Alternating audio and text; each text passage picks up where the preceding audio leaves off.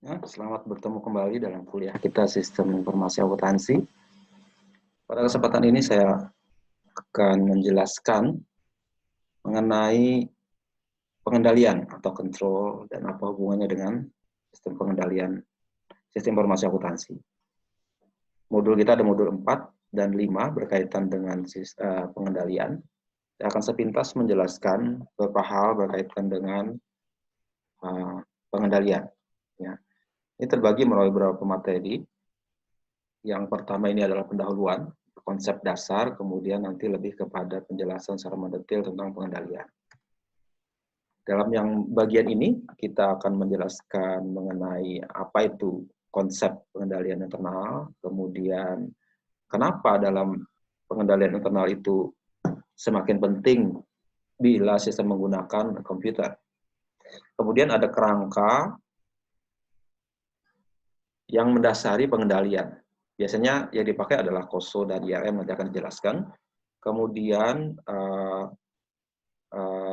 jenis-jenis tujuan pengendalian juga akan dijelaskan, dan juga ada beberapa nanti elemen-elemen dalam kerangka pengendalian berkaitan dengan komponen. Dalam pengendalian itu terdiri dari 8 komponen, nanti akan jelaskan satu persatu. Pintas saja. Pertama, berkaitan dengan konsep dasar dulu. Konsep dasar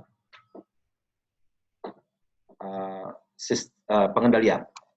Pengendalian dalam SIA diperlukan karena ini adalah salah satu aktivitas atau kegiatan utama selain dari pengumpulan data, data collection, kemudian pemeliharaan data, data maintenance, kemudian ada data management, karena data itu di-manage untuk dapat diolah dalam rangka nanti menghasilkan informasi. Information generation adalah aktivitas selanjutnya, sehingga akan dihasilkan informasi yang diberikan kepada pengguna atau user.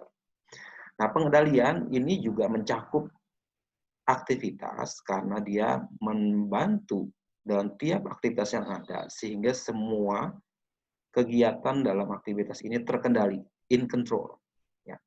Jadi kenapa kita mempelajari khusus pengendalian, karena ini adalah membantu aktivitas-aktivitas lain terkendali, sehingga output-nya pun bisa kita andalkan. Ya.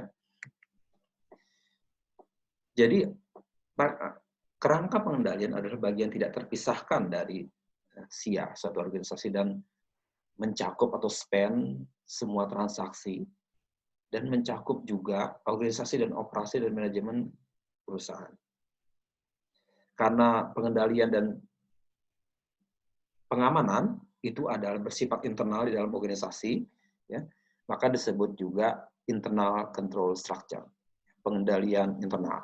Karena yang melakukan adalah orang internal, jadi pengendalian dilakukan oleh orang internal. Karena pengendalian eksternal juga ada, cuman itu dilakukan oleh pihak di luar perusahaan. Cuman yang perusahaan bisa lakukan adalah pengendalian internal. Nah, jika struktur pengendalian suatu perusahaan itu kuat dan bagus, ya, strong and sound, maka semua operasi, sumber daya fisik dan data itu akan dimonitor dan di bawah pengendalian, keep under control, dan informasi output juga dapat diandalkan atau dapat dipercaya. Seperti sudah kita pelajari di minggu-minggu kemarin, informasi itu adalah aset yang perusahaan harus hasilkan, maka pengendalian atas mengolah data menjadi informasi juga akan sangat penting. Nah, kenapa pengendalian itu tidak gampang sebenarnya dijalankan, ya? Dalam kondisi sekarang, walaupun kita tadi sadar pengendalian itu penting, itu tidak mudah dilakukan. Dan perusahaan harus memperhitungkan dengan baik bagaimana menerapkannya, karena kesulitan yang dihadapi pada saat melakukan pengendalian. Pertama adalah sebabnya kompleksitas kondisi bisnis modern. Bisnis sekarang bukanlah bisnis sederhana, ya. Semakin besar perusahaan, semakin kompleks dia punya kondisi, itu juga akan banyak hal yang terlibat, transaksinya semakin kompleks dan sebagainya, maka pengendalian juga akan tidak mudah. Ya. Apalagi kalau umpama customer dia banyak, karyawan yang melayani customer juga banyak, itu akan semakin banyak. Jadi pada prinsipnya semakin kompleks atau organisasi itu semakin rumit juga, dan semakin difficult atau semakin susah juga pengendalian dilaksanakan. Satu. Kemudian kedua, risiko yang dihadapi perusahaan juga akan semakin tinggi. Ya, kalau perusahaannya cuma perusahaan kecil, hanya menjual sembako dan sebagainya, mungkin tidak terlalu berisiko besar. Tapi kalau perusahaan yang bergerak di industri tertentu dan menghadapi klien tertentu atau customer tertentu, dia akan mempunyai risiko tertentu yang akan dia harus perhitungkan lagi. Kemudian masalah kedua adalah berkaitan dengan manusianya, human factor. Manusia itu tidak mudah dikendalikan. Ya. Tidak seperti mesin atau robot yang kita bisa kendalikan dengan sesuka hati kita. Manusia punya perasaan sendiri, keinginan sendiri yang mungkin tidak seiring sejalan dengan organisasi. Nah, itu harus diperhitungkan. Ya. Manusia juga tidak seperti mesin yang bisa kita genjot semaksimal mungkin kita mau. Manusia ada batasnya, kadang-kadang tidak bisa konsisten juga. Manusia punya perasaan juga yang mungkin tidak bisa sepenuhnya kita andalkan. Sebagai contoh, kita kalau kecapean dan sebagainya, dia tidak akan, mungkin tidak, kerjanya tidak konsisten, dan mungkin ada hal-hal tertentu, termasuk juga kehilapan atau kecerobohan yang menyebabkan terjadinya banyak masalah di perusahaan. Nah, itu harus dikendalikan, dan itu akan mempersulit juga pengendalian. Kemudian teknologi yang diterapkan untuk berbagai macam operasi perusahaan juga membuat pengendalian akan semakin sulit. Nanti akan kita jelaskan teknologi, terutama dalam teknologi informasi, yaitu bagaimana komputer digunakan dalam sistem informasi. Kemudian pengendalian itu sendiri bukan tanpa biaya. Biayanya ada, dan semakin kompleks, semakin mahal juga biayanya. Makanya perusahaan harus memperhitungkan berapa biayanya. Dan ini juga bahkan prosesnya tidak mudah. Kalau semuanya gratis, gampang saja kita lakukan. Cuman kalau karena ini ada biayanya, maka harus ada diperhitungkan. Dan saya bilang tadi, teknologi yang diterapkan dalam organisasi juga menyebabkan pengendalian akan semakin sulit. Ini berkaitan dengan teknologi, dalam hal ini adalah risiko berkaitan dengan penggunaan komputer dan teknologi informasi. Komputer sekarang sudah sangat banyak digunakan dan tersedia dengan jumlah yang banyak juga. Dan jaringan komputer yang terdistribusi membuat data itu bisa digunakan kepada semakin banyak pengguna atau user. Kemudian jaringan mengkaitkan satu komputer dengan komputer lain itu bisa terhubung dengan, dan tidak mudah diatur daripada sistem yang hanya terpusat di satu. Centralized mainframe system itu adalah sistem yang lama, hanya terpusat di satu tempat saja, bisa dikendalikan sendiri. Sekarang terdistribusi di banyak tempat, sehingga menyebabkan tidak mudah dikendalikan. Kemudian sistem dengan menggunakan wide area network.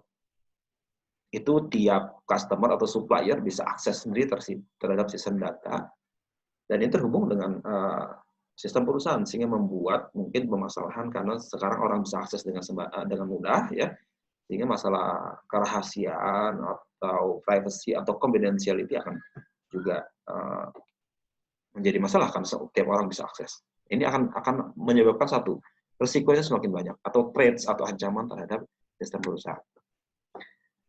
Dan umumnya banyak perusahaan itu kurang melakukan pelindungan atau proteksi terhadap data yang dilakukan. Ya, ini sebab macam-macam. Pertama adalah bahwa mereka sering meremehkan, underestimate masalah ini. Kemudian mereka tidak sepenuhnya paham bahwa kalau sistem itu berubah dari centralized menjadi network, itu akan banyak masalah.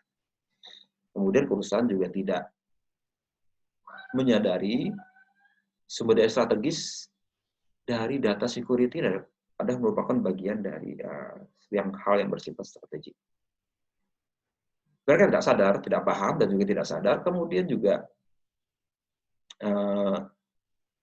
masalah berkaitan dengan biaya dan produktivitas, sehingga mereka menganggap pengendalian ini memakan waktu, sehingga mungkin tidak dijalani atau dengan alasan tertentu karena masalah biaya.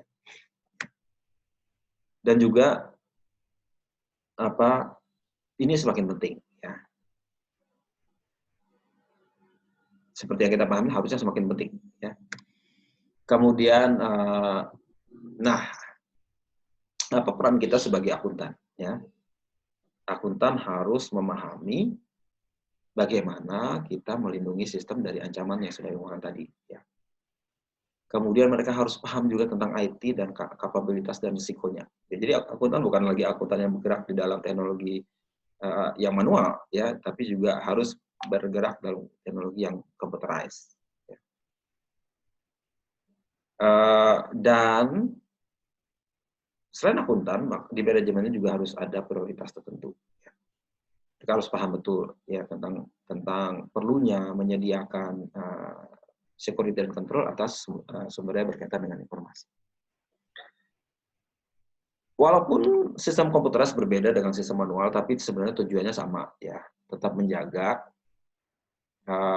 pengendalian terhadap sistem yang ada.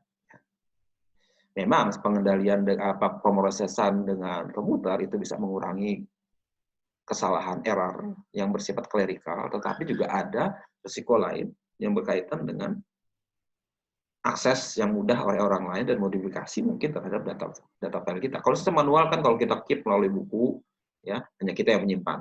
Tapi sekarang dengan sistem komputer, orang lain bisa akses ya, ke buku kita punya itu dalam sistem kita. Itu harus dijaga ya. Kemudian nanti akan kita pelajari juga adanya pentingnya pemisahan tugas. Itu adalah satu bentuk pengendalian. Ya. Ini berbeda. Kalau sistem pakai komputer ada pemisahan tugas tambahannya. Kemudian di pihak lain komputer juga memberikan kesempatan untuk perbaikan pengendalian karena komputer membantu pengendalian yang mungkin agak repot dilaksanakan oleh sistem manual. Nah, tujuan dari sistem informasi akuntansi sebenarnya adalah dia membantu organisasi mengendalikan. Ya, pengendalian nggak bisa dilakukan kalau tidak ada informasi.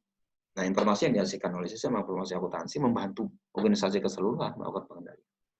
Dan akuntan itu harus membantu dengan merancang sistem pengendalian internal atau audit atau review agar menjamin efektivitas dari sistem informasi akuntansi tersebut. Dan manajemen mengharapkan akuntan bisa menjadi konsultan. Karena mereka paham sekali, maka mereka harus jadi konsultan dalam hal perbaikan pengendalian. Dan mereka harus mengambil sikap proaktif untuk mengeliminasi ancaman terhadap sistem. Proaktif itu apa? Sudah mengantisipasi sebelumnya sebelum terjadi. Jadi bersifat mencegah. Mirip dengan preventif. Kemudian kalau toh terjadi, mereka bisa mendeteksi, mengkoreksi, dan memperbaiki, recovering, memulihkan kembali dari ancaman yang sudah ada.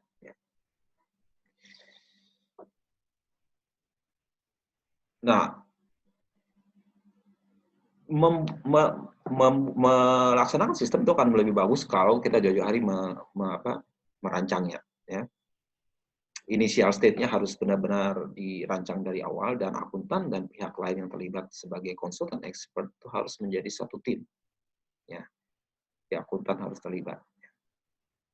Itu sekedar pendahuluan mengenai kenapa pengendalian diperlukan. Dan sekarang kita mempelajari konsep dasarnya. Sekarang secara global saja, ya, bahwa lingkungan bisnis ini sekarang sangat dinamis, banyak sekali perubahan. Dan di saat yang sama, perusahaan juga perlu sistem pengendalian, sehingga dia bisa tidak terpapar, not exposed to excessive risk and behavior. Maksudnya dia bisa melindungi. Oke lah, di luar kondisinya dinamis, berubah-ubah, tapi kita di dalam organisasi juga harus mempunyai sistem di mana kita tidak terlalu terdampak dengan lingkungan luar. Atau kita mungkin lebih bagus lagi mengantisipasi kondisi di luar. Nah, ini konsep dasarnya, ya. Apa itu tujuan pengendalian internal? Pertama, ya, pengendalian internal itu harus bisa menjaga aset. Ya. Aset including data are safeguarded. Ya, ini safeguarded maksudnya dijaga, ya, dilindungi. Jadi aset jangan sampai hilang, jangan sampai rusak, jangan sampai berubah kondisinya sehingga tidak bisa digunakan. Ya, itu harus dijaga. Ya. Jadi tujuan ini juga mencakup prevensi atau pencegahan dan deteksi dini atas akuisisi atau penggunaan atau disposal yang tidak diotorisasi. Maksudnya apa? Jangan sampai kita nggak bisa mengendalikan aset kita punya, baik dalam tahap perolehan, pembeliannya, pada saat pemakaian, maupun saat nanti selesai digunakan, di-dispose. Ya, itu harus kita jaga betul-betul. Satu. Kemudian kedua, record atau catatan dalam perusahaan itu harus dipelihara dengan baik, dengan cukup detail, sehingga bisa menggambarkan, merefleksikan aset perusahaan secara akurat dan wajar. Catatan, ya, tadi ada aset, sekarang ada record-nya. Record itu adalah catatan mengenai aset. Itu juga harus dijaga dengan baik. Itu harus dengan cara pengendalian internal. Kemudian informasi yang dihasilkan juga akan menjadi akurat dan bisa diandalkan. Accurate and reliable information is provided. Yang keempat, itu juga ada jaminan. Ya, ada jaminan atau assurance, ya, keyakinan memadai bahwa laporan keuangan yang dihasilkan sesuai dengan standar akuntansi yang berlaku atau generic accepted accounting principle. Jadi output kalau untuk user eksternal itu ada aturannya atau standarnya. Nah, itu harus dijaga sesuai dengan standar. Itu bagian juga dari pengendalian internal. Jadi kenapa akuntan terlibat? Karena dia juga harus menjaga agar sistem yang ada itu sesuai dengan standar akuntansi yang berlaku. Kemudian tujuan yang lain itu berkaitan dengan internal. Bagaimana membuat efisiensi operasional itu lebih baik. Efisiensi, ya, tidak ada pemborosan, tidak ada aset yang menganggur, idle, kemudian produktivitas lebih baik, dan itu kan efisiensi, yaitu lebih pada tujuan internal perusahaan. Kemudian tujuan yang lain lagi berkaitan dengan pihak eksternal. Tadi internal adalah kepatuhan, adherent, itu kepatuhan terhadap kebijakan manajerial. Ya. Kepatuhan terhadap kebijakan manajerial. Dan juga ada kepatuhan terhadap hukum dan peraturan yang berlaku untuk pihak luar. Kalau yang pihak manajer, pihak dalam, jadi manajemen maunya seperti apa dituruti oleh pihak internal, itu berarti sudah under control, ya kan? Demikian juga kalau dia patuh terhadap hukum yang berlaku, kita juga bisa usahakan secara internal. Jadi ini, jadi 1, 2, 3, 4, 5, 6, 7 itu adalah tujuan dari pengendalian internal. Ya. Amat luas, ya kan? Jadi ini sifatnya sangat membantu pencapaian tujuan organisasi dalam hal sistem informasi. Dan sistem informasi itu suatu proses, ya, proses. Kenapa? Ini berkaitan dengan aktivitas operasional organisasi dan juga merupakan bagian tidak terpisahkan, integral part dari aktivitas manajemen. Kita ingat aktivitas manajemen terdiri perencanaan, pelaksanaan, organisasi, dan pengendalian. Nah, pengendalian ini dilaksanakan sehari-hari oleh manajemen. Jadi bagian tidak terpisahkan sebenarnya, cuma dibakukan dalam struktur pengendalian internal. Kemudian pengendalian internal itu memberikan reasonable. Reasonable itu maksudnya wajar. Ya. Keyakinan yang wajar, bukan keyakinan yang sifatnya absolut. Karena apa? Karena keyakinan yang complete atau absolute, sulit atau impossible dicapai, dan juga mungkin sangat mahal. Kalau kita mau jamin pengendalian yang sangat bagus, itu terus terang, tadi seperti dikatakan di muka, ada biayanya. Ya.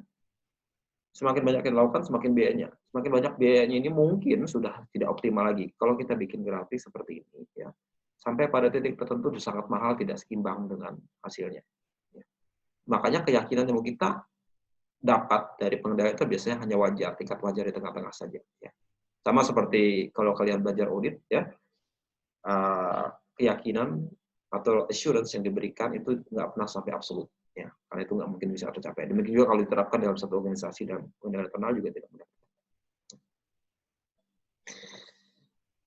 Karena kita menyadari juga kaitan dengan itu tadi, sistem pengendalian internal itu punya keterbatasan yang sifatnya inherent, limitation, itu keterbatasan. Karena apapun yang dirancang manusia, kita ingat tidak ada yang perfect, tidak ada yang sempurna, ada saja kelemahan-kelemahan.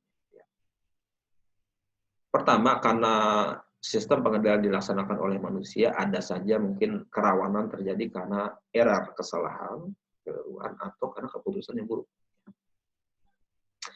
Karena dilaksanakan oleh manusia, ada saja lemahnya, manusia tidak sempurna. Kemudian pengendalian internal itu gimana pun juga tetap dikendalikan oleh manajemen.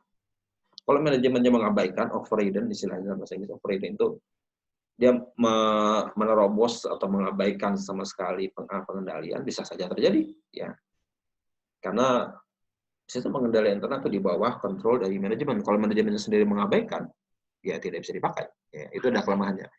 Kemudian kalau ada kolusi itu adalah 1-2 orang dalam pihak manajemen itu bersekongkol istilahnya, melanggar batas pengendalian itu bisa terjadi. Nanti kita bahas ya, kolusi itu membuat sistem pengendalian nggak jalan. Ya, kolusi misalnya 1-2 orang bekerja sama bersekongkol, maka berbagai cara-cara pengendalian akan terlewati. Ya, ini kolusi, istilah gambar seperti ini kolusi. Dan seringkali juga tujuan dari pengendalian internal itu bisa tidak sinkron, at odds with each other, ya. Misalnya ya, pengendalian untuk menjaga aset mungkin membuat sistem operasional jadi nggak efisien. Ya. Bisa jadi seperti itu. Ya. Karena misalnya kalau melindungi aset yang semacam kita bikin macam-macam prosedur, yang ibaratnya kita harus masuk ke sini, harus macam pintu dan sebagainya, berbagai meja, itu sebenarnya nggak efisien. Ya. Tapi di sisi lain, menjaga pengendalian, di sisi lain juga membuat tidak efisien, tidak lancar, tidak bisa cepat. Dan itu menyebabkan jadi ada semacam perbenturan kepentingan jadinya. Nah, ini ilustrasi yang mau saya gambarkan buat menjelaskan pengendalian. Anggaplah seperti ini ya, ini gambar ya. Sistem pengendalian bisa dianggap sebagai precise shield. Ya, shield. Ibaratnya begini, ini adalah suatu daratan ya, kemudian ada musuhnya yaitu dalam bentuk pesawat terbang segini mau mengebom suatu daerah ini.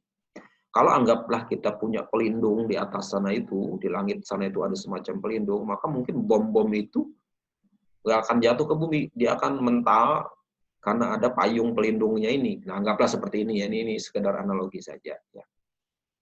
Nah, kalau pelindungnya itu kuat, ya kan, maka apapun yang jatuh ke bawah ditangkal sama dia. Jadi apa yang kita di bawah sini nggak akan terkena dampaknya. Aset, ya kalau kita ini umpamakan ini adalah aset kita, bisa dilindungi karena kita punya payung atau shield yang besar ini, sehingga apapun yang terjadi menjaga asetnya aman.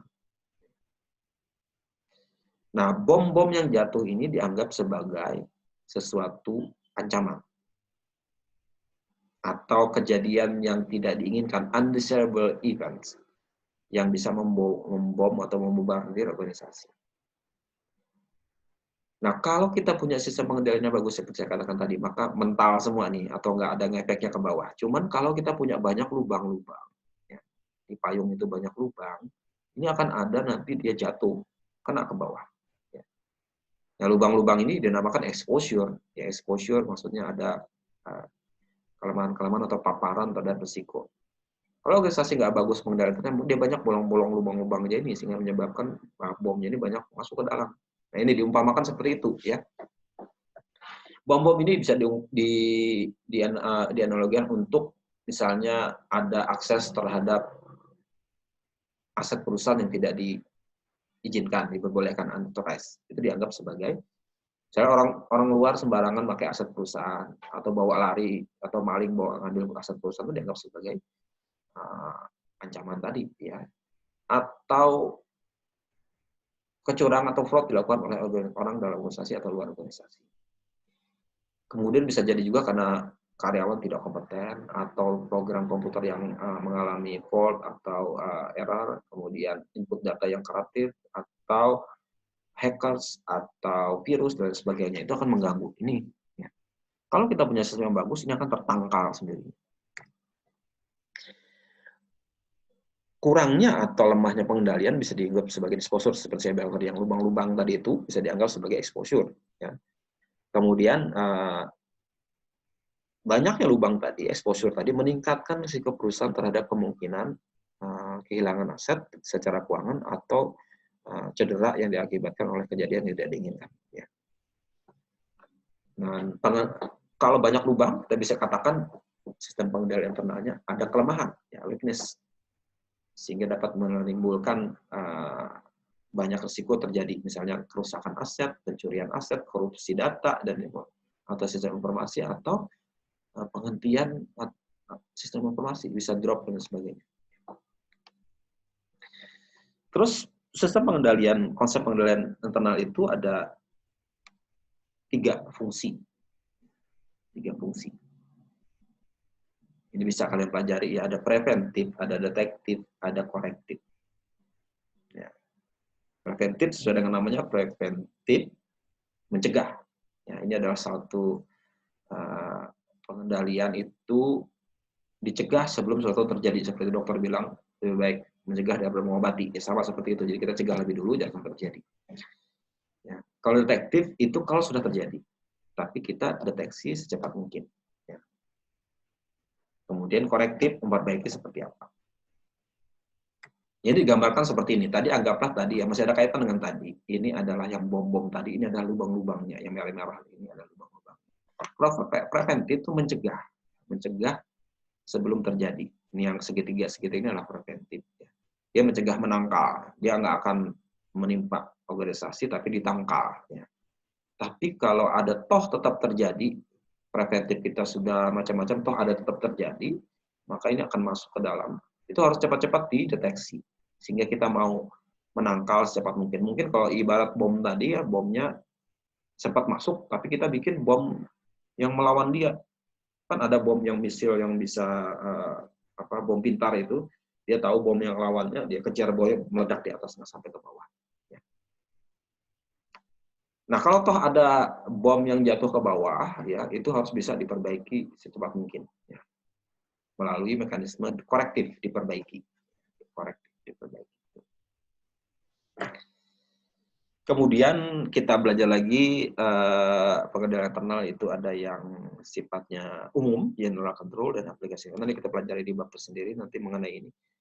Ini pada dasarnya adalah pengendalian itu ada yang sifatnya umum, ya, berkaitan dengan lingkungan organisasi, dan bisa diterapkan dengan semua jenis organisasi, ya, semua jenis sistem. Sedangkan yang aplikasi lebih pada sifatnya lebih mikro, ya mikro dalam artian diterapkan di tataran aplikasi yang sifatnya mencegah, mendeteksi, mengkoreksi, khusus bila berkaitan dengan sistem transaksi adalah kesalahan berkaitan dengan transaksi atau mungkin kecurangan yang terjadi di transaksi. Dan lebih berkaitan dengan akurasi, kelengkapan, validitas, otorisasi data yang dimasukkan ke sistem, diproses, disimpan, ditransmisi, dan dilaporkan. Jadi berkaitan dengan tadi yang 5 aktivitas tadi, di masing-masing itu apa yang diterapkan. Ya. Kalau general itu lebih umum saja. Jadi ada yang sifatnya umum, ada yang sifatnya diterapkan di masing-masing tahapan atau kegiatan pemrosesan informasi.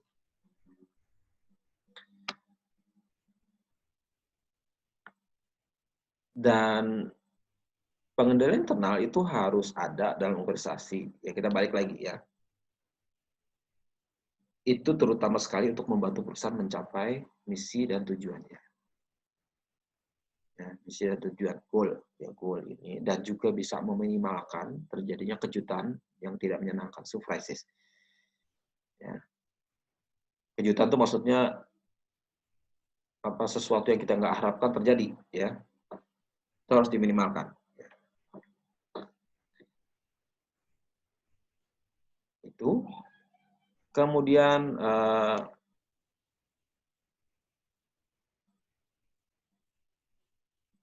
hal berikutnya adalah mengenai kerangka pengendalian. Ya. Kerangka pengendalian yang memberikan kita dasar mengenai pengendalian. Ya. Ada macam-macam kerangka pengendalian. Ya. Ada COVID, ada COSO, ada COSO IRM. Ya, kita akan pelajari hanya 2 terakhir ini saja yang relevan dalam diterapkan dalam SIA. COVID ini lebih untuk berkaitan dengan pihak praktisi IT.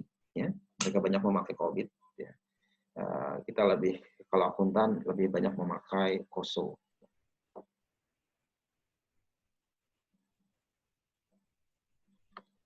Nah, COSO itu singkatan dari Committee of Sponsoring Organization, COSO. itu terdiri dari 5 organisasi yang sama-sama join, karena mereka sama-sama punya kepentingan terhadap pengendalian internal dalam suatu organisasi, mereka akhirnya bersepakat membuat kelompok bersama yang namanya COSO. Terdiri dari IACPA, ini adalah akuntan, ya, kalau di Amerika akuntan. Kemudian American Accounting Association, AAA, ini adalah dosen atau akademisi akuntansi. Kemudian Financial Executive Institute ini adalah semacam lembaga khusus untuk menghimpun direksi atau pimpinan perusahaan. Kemudian ada juga Institute of Management Accountants, ini akuntan manajemen. Kemudian ada Institute Internal Auditors, maksudnya auditor internal, mereka punya lembaga. Jadi dari berbagai macam profesi yang berkaitan dengan sistem pengendalian berhimpun bersama-sama membuat COSO. COSO ini lama dibentuknya ide awalnya dari tahun 85, 1985, kemudian ada dulu dikeluarkan laporan Trade Commission Report nih, pemicu utamanya, walaupun dari embryo sudah dari tahun 1985, 87. Kemudian tahun 82 keluar framework yang pertama. Framework yang pertama sampai dengan terakhir di tahun 2000-an diperbaiki terus kerangka yang pertama ini. Yang tahun 92 itu dikeluarkan Internal Control Integrated Framework. Ini dia mendefinisikan apa itu pengendalian internal, kemudian memberikan pedoman untuk mengevaluasi dan meningkatkan sistem pengendalian internal, kemudian diterima luas sebagai otoritas yang bisa diterima untuk pengendalian internal. Dan harus menjadi satu terhadap kebijakan, aturan, dan regulasi berkaitan dengan aktivitas bisnis pengendalian. Ini ada, ininya nanti kita terangkan satu-satu ini. Ya. Itu ya, nanti akan kita terangkan di bagian selanjutnya. Ya. Kita break sebentar, saya akan lanjut di video selanjutnya menerangkan mengenai COSO Internal Control Framework.